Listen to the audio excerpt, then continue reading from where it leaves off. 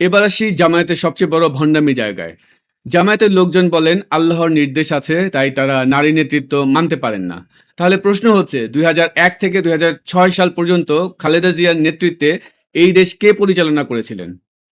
সঠিক ধরেছেন, জামায়াত। জামায়াত তখন সরকারে ছিল, তাদের ২-৩ জন মন্ত্রীও ছিলেন।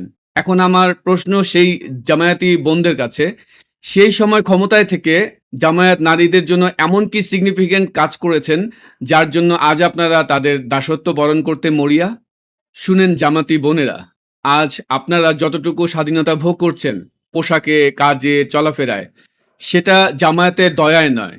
এটা এসেছে কিভাবে জানেন? এটা এসেছে আমাদের মতো কিছু মুক্তচিন্তার সেকুলার মানুষদের জন্য, যারা বছরের পর বছর নারীদের অধিকারের পক্ষে কথা বলে গেছে, গালি খেয়েছে, হুমকি খেয়েছে, তবুও থামেনি। অনেকটা হতাশ হয়েই বলছি, কিছুদিনের জন্য হলেও না আপনাদের জামায়াতের শাসনটা দেখা দরকার।